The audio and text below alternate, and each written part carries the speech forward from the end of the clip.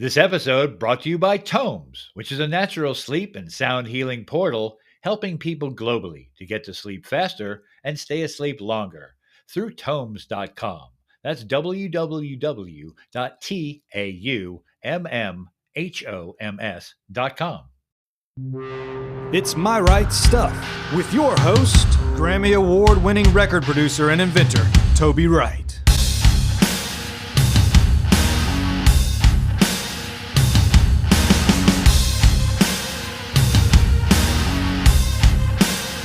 My Right Stuff is brought to you by TAUMMHOMS, a natural sleep and sound healing portal available globally at www.TAUMMHOMS.com. That's www.TAUMMHOMS.com. And I'm your announcer, Grinnin' Barrett. Here's Toby. Hey, I'm Lord Toby Wright, and this is My Right Stuff News.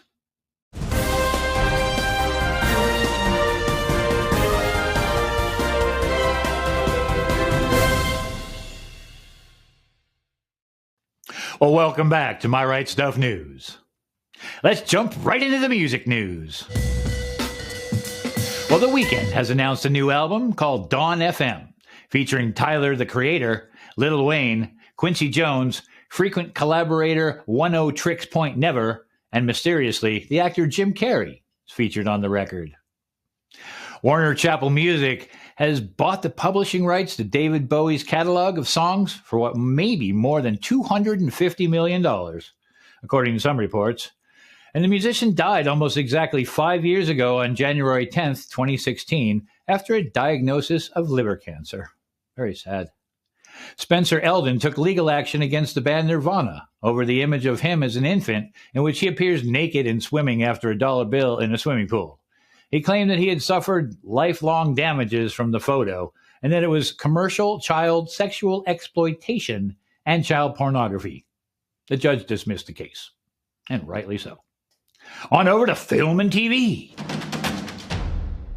A group of dedicated, passionate teachers and a slightly tone-deaf principal find themselves thrown together in a Philadelphia public school where, despite the odds stacked against them, they're determined to help their students succeed in life. Though these incredible public servants may be outnumbered and underfunded, they love what they do, even if they don't love the school district's less than stellar attitude toward educating children. Abbott Elementary is the name of it, and it's out on ABC and Hulu right now. Well, BTK, Confessions of a Serial Killer, examines the horrific crimes and psyche of notorious serial killer Dennis Rader. This gripping documentary provides unprecedented access into the mind of Rader, who is currently serving 10 consecutive life sentences in El Dorado Correctional Facility. The miniseries is out now on A&E. HBO's The Righteous Gemstones premieres Season 2 this weekend. The Gemstone family faces enemies from past and present who wish to destroy their empire. Stay tuned for Season 2 to see how the Gemstones seek redemption for their past sins. Well, now, I'd like to take a moment to mention the passing of one of the greatest actresses, animal activists, and humanitarians, Betty White. You will be missed by all of us, Betty, and all the humans and critters who loved you. Over to sports news. This Monday, SEC powerhouses Alabama and Georgia play for the Collegiate National Championship. Alabama beat Georgia in the SEC championship game a few weeks ago, and Georgia will be looking for revenge. Rawr. This should be a fantastic game. Where in the world is Lewis Hamilton? That's all. Rocking on over to the world of tech and gear. Well, CES, the Consumer Electronics Show 2022, is in Las Vegas this week. The 52nd edition of this event is seeing over 1,900 exhibitors and more than 2,400 members of the media descend on Sin City this week, as CES convenes in person and digitally following a digital-only affair in 2021. The spotlight is once again shining brightly on the latest innovations from the industry's biggest players, from Sony to Samsung, Qualcomm to Panasonic, Amazon to Google. What's more, the winners of the Future Tech Awards will be revealed during CES 2022. Now in their third year, the awards celebrate the best people, products, and services from across the U.S. technology sector. Keep an eye out for some exciting new tech, gadgets, and gear unveiled this week at the show. Well, that's all the news that's making the news this first week of 2022. And now over to you, Lord Rage. Hey, well, thank you, Toby. And welcome back to My Right Stuff, which is a film, TV, sports, music, adventure, and inspirational lifestyle podcast. I'm your host, Lord Toby Wright. And today I have a very innovative vehicle that could disrupt the transportation industry as we know it. Wow. And but before we discover what it is, I want to thank you, all of our supporters who stream, download, watch, and support My Right Stuff. Keep spreading the word, my friends. We really do appreciate it. Well, be sure to click on our show notes below to follow our link tree for a full list of all the channels we're streaming on, as well as all our sites and social media platforms.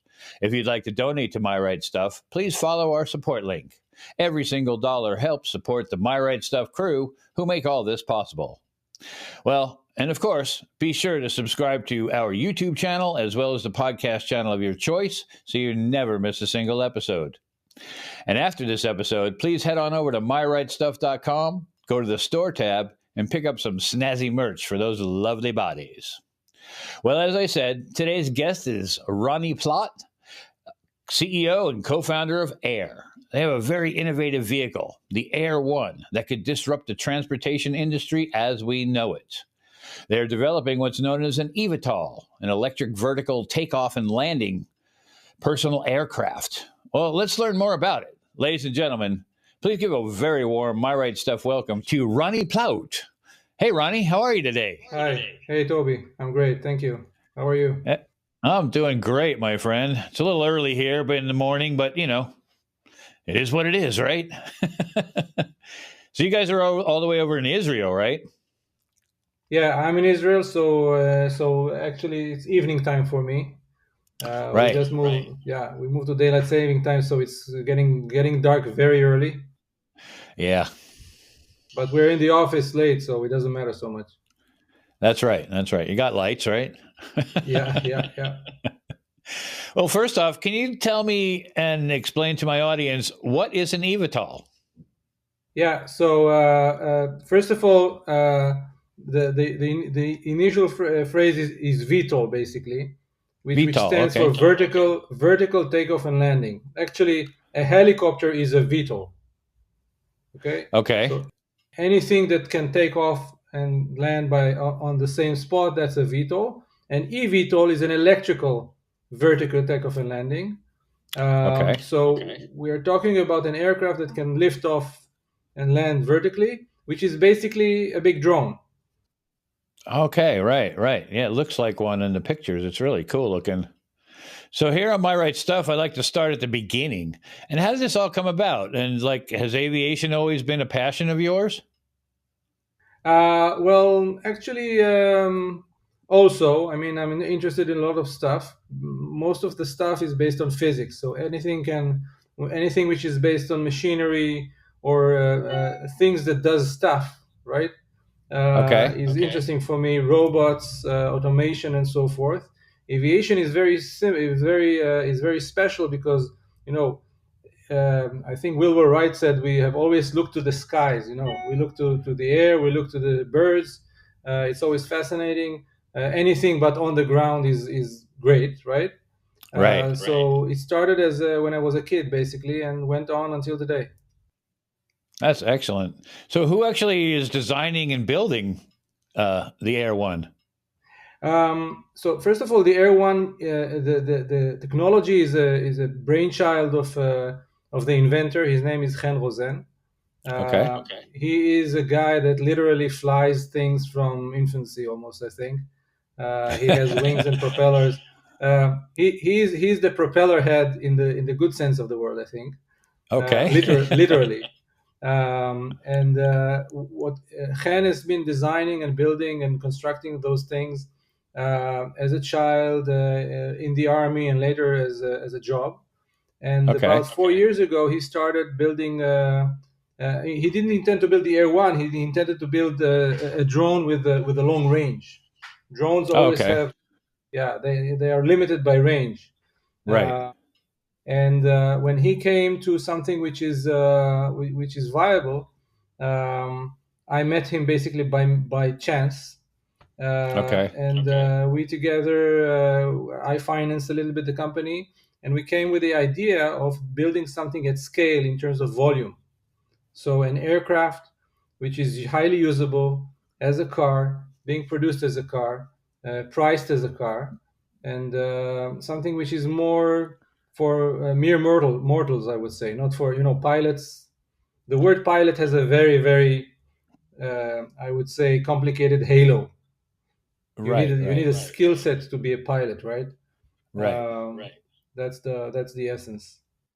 Okay, well, we'll get to that in a minute. But I was wondering, like, what are the specs for Air One, like versus the car on the ground? You mentioned that.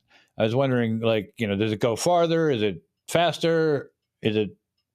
What are the specs? As said, it's a fully electric thing. We have 8 motors. Right.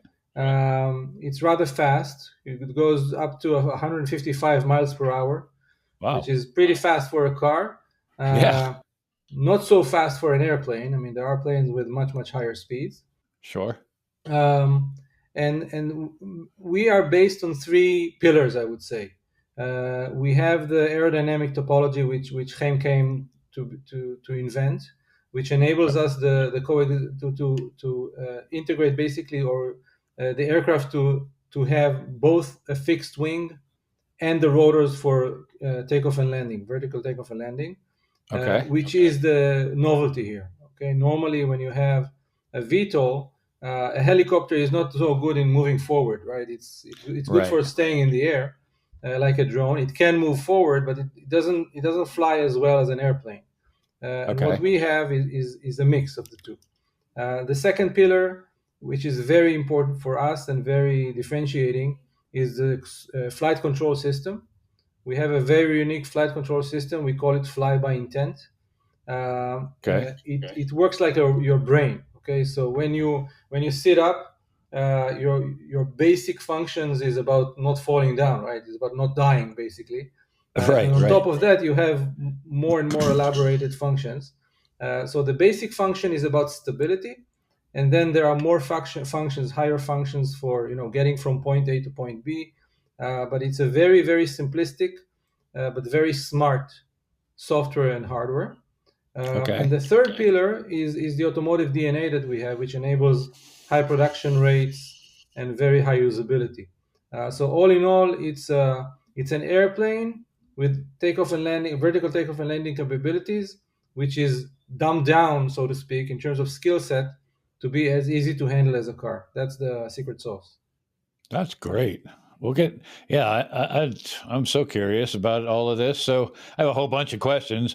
And so what's the flight time and the battery charging time? Yeah, the battery of the Air One is very similar to what you can find in the Tesla Model 3. It's a 60 kilowatt hour. So charging time is the same. You can charge it overnight at home, but if you have a supercharger or high capacity charger, you can charge from 20% to 80% in 30 minutes, 0 to 100% in an hour. Very similar to an electric vehicle in terms of electricity. Yeah. And so, like, if I'm on a trip somewhere, how do I charge it? Like, say, if I go from Los Angeles to Phoenix, which is like a 4 or 5 hour drive, right? And it would probably be 300 and some odd miles. So how am I going to charge that in between? Because it only has like 100-mile range, right? Yes. Well, this goes to my basic strategy. And let me go back to the beginning of Tesla, let's say. At the beginning, the range wasn't so good as today. And range with eVTOLs will grow with time. Better efficiency in terms of the energy, in terms of the battery, the efficiency of the motor, the efficiency of the aerodynamics. So it will get better. You have charging stations. These are charging stations for cars. But again, going back to my strategy, I think that the key hoop to jump through, so to speak, is allowing people regular people to fly. Okay, that's Right. the first bar to pass. We're not great on range. Okay, so 110 miles is fairly short, but we think that once you go over, let's say 60 miles, it starts to be practical. Okay. Now it's not as practical as a car, but pros and cons. But then again, you're flying, right? Right. So So it's a straight 300 line. miles, 300 miles, you have to plan ahead. But if you have short trips, it's great for that. Okay. So something like a commuter right now. Exactly. Yeah. Right. So I live like 45, 50 miles outside of Los Angeles. So it would be good for me to go into the office Perfect. in LA Yeah. and then come home. Right. Perfect. And then, yes. so do I need any special equipment to charge this vehicle? Besides, no, it's going to be the same exact socket, the same exact standards. The only big difference between our battery and an EV battery is the fact that we have it's compartmentalized to a few sections for redundancy. So if God forbid you lose a battery, you don't fall out of the sky. right.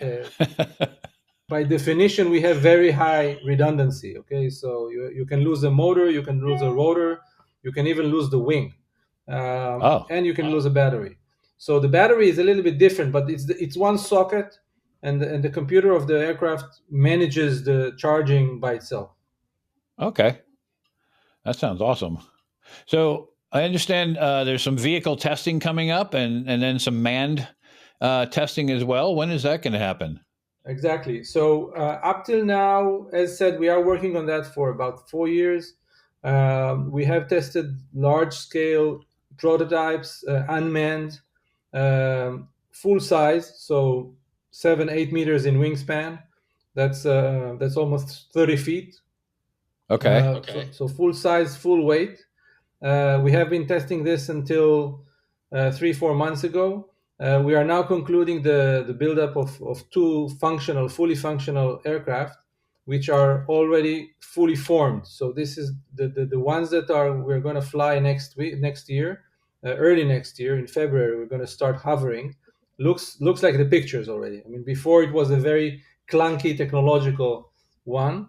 The ones that are going to fly early next year are fully formed. And by Excellent. June, July 22, it's going to be manned.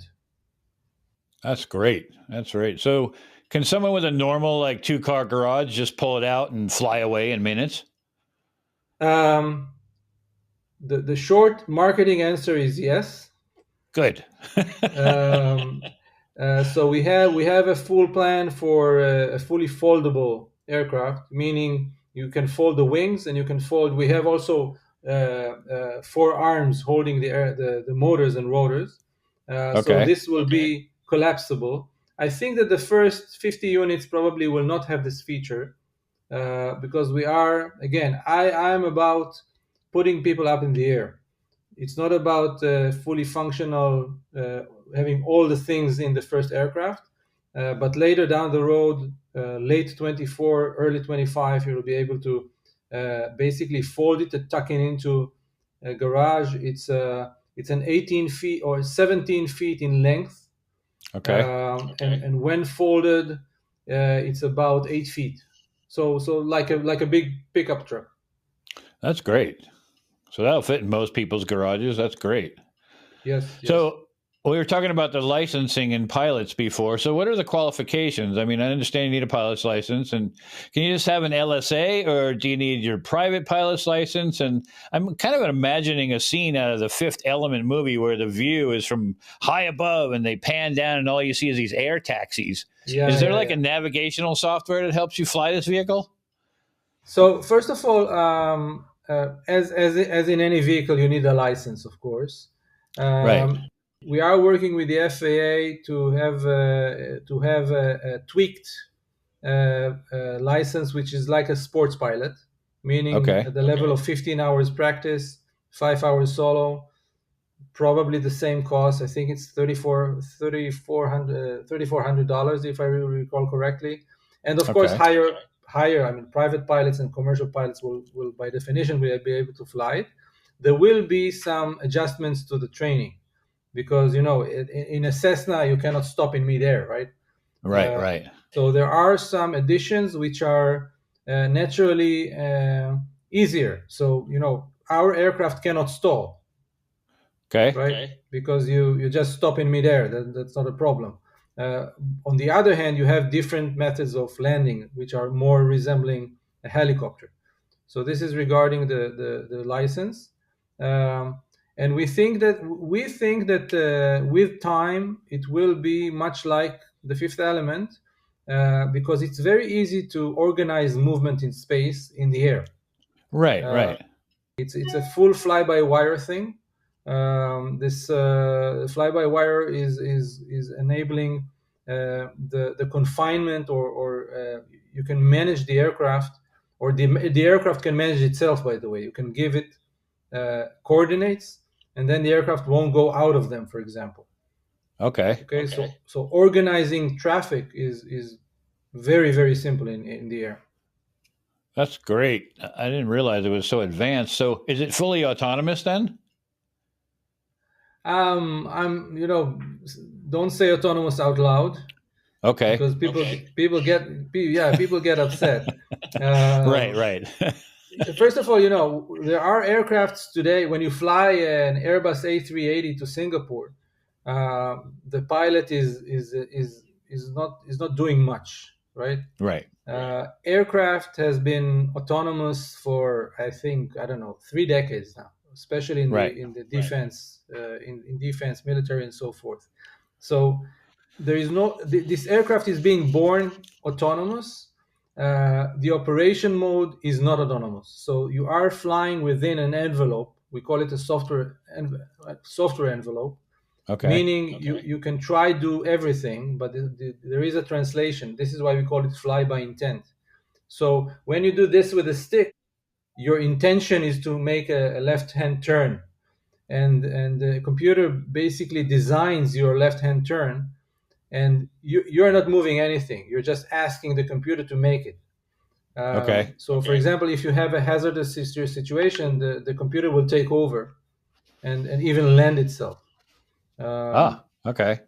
So the question about autonomy is it's a complex answer. The answer is yes, but don't tell anybody. But basically you're in charge. Okay, that's like a Tesla autopilot. You can use it, right? But you're in charge. I got it. Okay. What about air traffic control? How does the Air One communicate with the air traffic control? Again, it goes back to the strategy. If you want to fly into a city and you want to fly into an airport, you need air traffic control. If you're flying areas, if I recall correctly, it's G and E in the US, like LSA. You have full freedom to operate. You don't even have to turn the radio on. You need the standard devices to see others.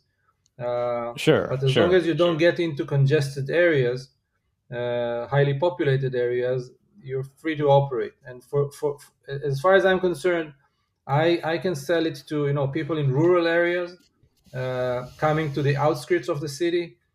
I don't need people at the beginning landing on rooftops in Manhattan. Okay. Right. I think it will come with time, but then you need traffic control, right? Absolutely. Makes perfect sense to me. Oh wait, my co-host has a question. He's asking, what happens if you bump into something? Well, first of all, please don't. Right. But seriously, this aircraft is equipped with laser detecting equipment, okay, and vision, so cameras, and probably if you buy a new BMW and you try bumping into something, the car won't let you. Right.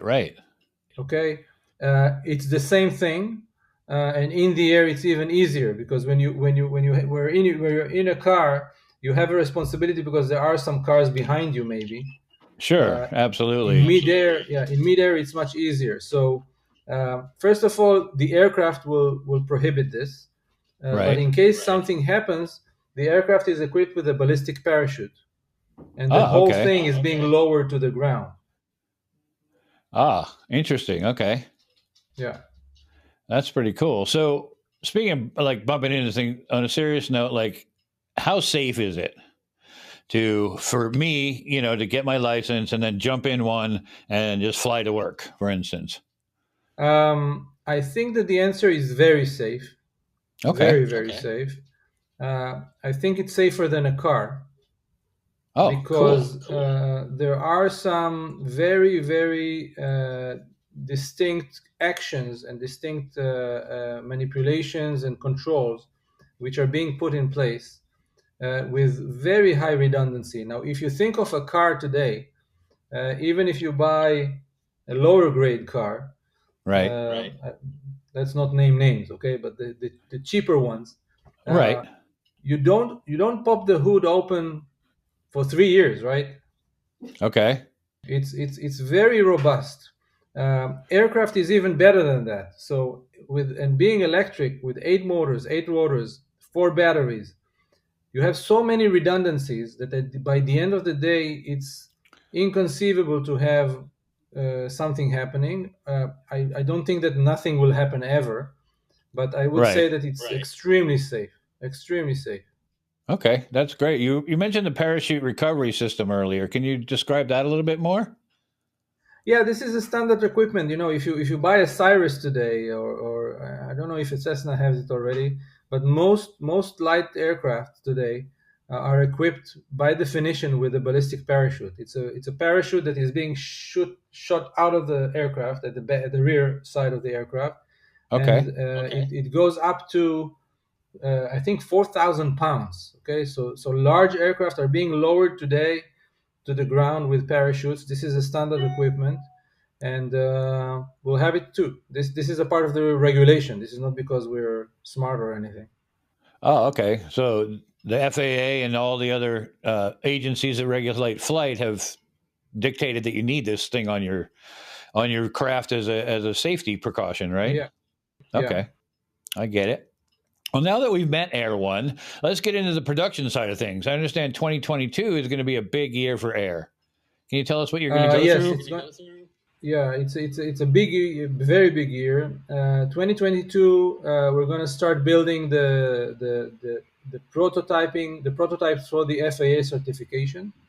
There is a whole process of it's fully documented development or engineering process that by the end of it we should go with the FAA into certification process.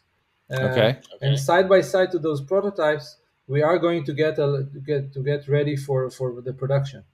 And the production of the Air One is going to be nothing you've ever seen in aerospace. It's going to be more like an automotive factory rather than an airplane factory. Yeah, that sounds really cool.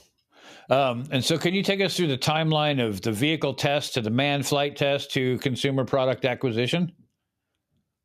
Yeah, actually, this is boring. I mean, you start flying and you start clocking time. This is we have test pilots. We're going to do most of those tests in the US.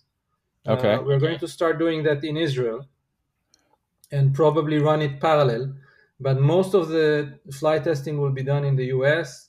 You need a certain amount of hours clocked by remote, so remote piloting.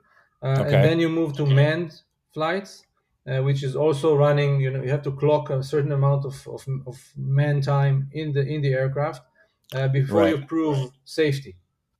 Okay. At the end of the day, it's a statistical game. Right, I gotcha. So how, I'm totally into hot rodding cars and stuff like that. So how customizable are the aircraft? Like upgrades and stuff? Surprisingly enough, we're trying to do it. Normally an aircraft is not so customizable. Right. But we are going to have a few options. there are going to be cosmetic options, so you can order it with different colors, which is uncustomary to airplanes. Right. You can change the seats. You can upgrade the interior. You'll be able to upgrade the software to have more infotainment. Again, more like a car than an aircraft. Okay. And on the performance side, this is still very much on paper than practical. But we have in the product roadmap the options of having for example, extended range, replaceable wings.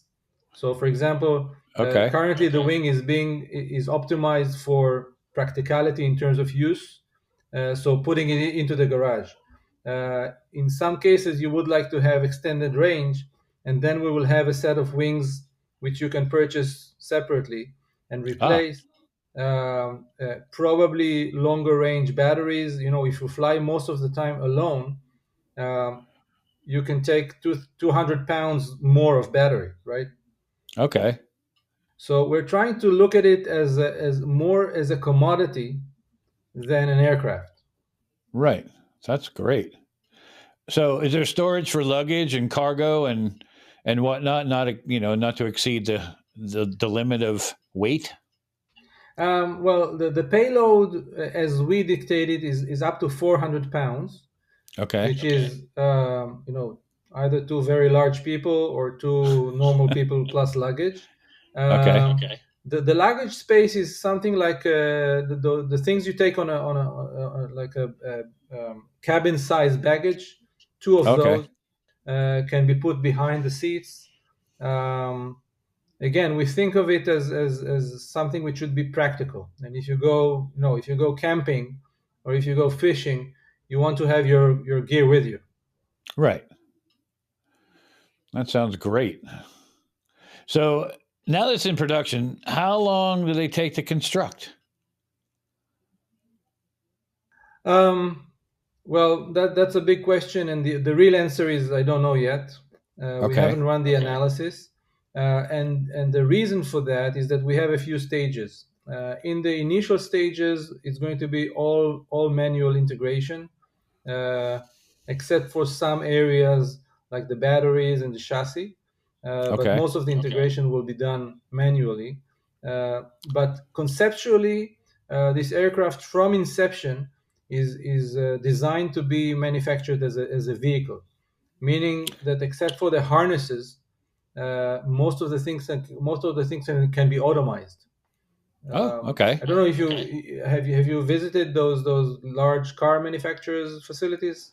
I have a couple of times. The Nissan facility, the General Motors facility. There you go. So in those facilities, in the high volumes one, you can see acres with nobody's there, right? It's fully automated. I don't think we're going to get to this point, but if you go to the high performance Corvette, it's not all, but most of it is manual. Okay. Correct. If you go to the high volume F-150, it's all automated, and there is a range. And we want to start with a boutique and grow to high volume production. Probably go to the level of a few thousands per year. Okay, that's pretty respectable. So currently, there are plans for it to be a two-person vehicle. Are there any thoughts about making it bigger, like a station wagon or like a van type thing? Yes, carry the whole family. It will grow up to a four-seater. Oh, okay. But we have checked the feasibility. It's completely viable. The same configuration can take up to probably 700 pounds, which is fairly good for a four-seater. Larger motors, of course, a little bit bigger fuselage. Right. But yes, it's going to be a four-seater and a two-seater. That's great because I like to take my family where when I go camping. Right. So that's our goal. That's fabulous. I love this. And I understand you can pre-order one. Where can I get on the list? You can go to our website, It's www.airEV, one word, .aero. Okay. And you have a pre-order page. It's a very straightforward thing. You can pay it with a PayPal. It's $1,000 to get on the list. Okay. I can tell you that there is a line already. Most Good. of it most of it is from the U.S. But we have some. Of course, we have Israeli people. I think almost a dozen. Okay. And people from all over the world have put their money where their mouth is, so to speak. That's great. So here on My Right Stuff, I like to throw my guests a little curveball now and again, and I like to have some fun, right? So I'm wondering, do you have any hidden talents or secret powers that you possess? Well, first of all, I paint. That's one of mine there. Oh, that's beautiful. Yes, this is how I relax, and Okay. And once in a while, I make some restorations on old cars. I have an old Volkswagen bus, 1976 bus. Oh, great. Which is it's a bit late, so it's dark there, so I cannot show you. But I can tell you, it looks like as if it left the factory line yesterday. Oh, that's awesome. I love VW buses. I used to have a bunch of them when I was growing up, and like the 16 window or whatever it is with the big sunroof, and those are my favorites for sure. Yeah, so I have a pickup. Oh, those are great. Yeah, I love these are those. like like a working guy kind of pickup. Right. Well, that's beautiful, and a collector's item at that, right? It is, yeah, it is. I can tell. I mean, it's not a financial exercise. I can never charge whatever I've put into it, but there is a lot of soul in those cars. A lot of soul. Oh, I get it. There certainly is. And I learned how to rebuild the motors and put, different motors in it and all kinds of crazy stuff. And I even chopped one in half and made it like 8 feet long, and it would do nothing but like pop wheelies all the time. Yes, it was the most ridiculous car ever. No, it's a great toy. It's a great toy. And the fun stuff is that, sometimes I'm abroad for 6 weeks. Okay. And you just pop into it and you start and it always starts like right. Always. Yeah, it's great, right? It doesn't take much to crank those suckers over either. No. It's a phenomenal machine. They do know how to build cars. Yes, they do.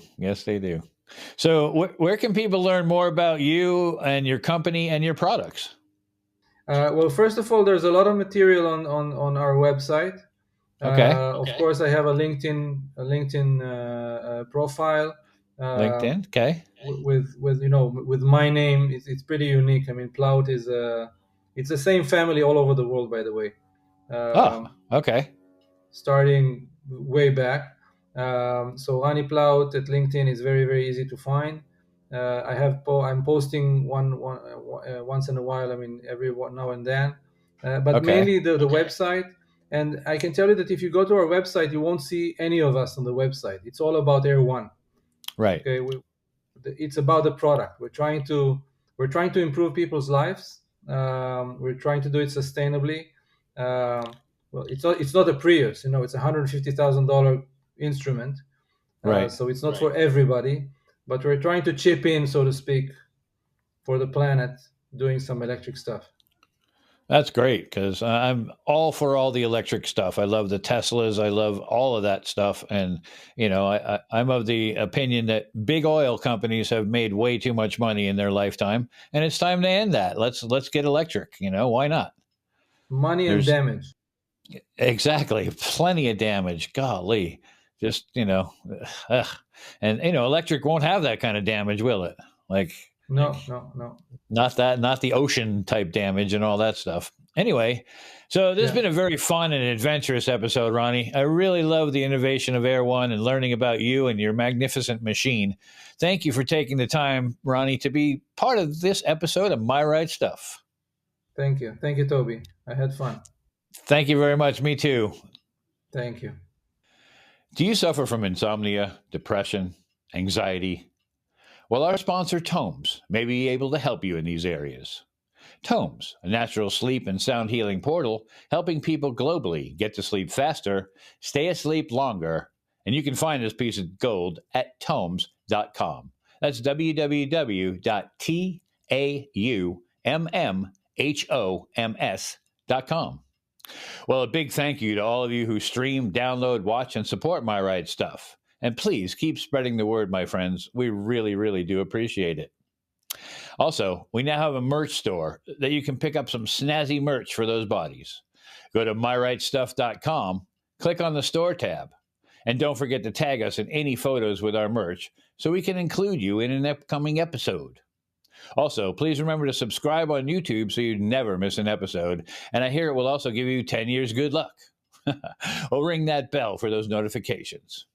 Well, this has been another exciting episode of My Right Stuff. Be sure to tune in next week and every week for yet another adventurous and informative show.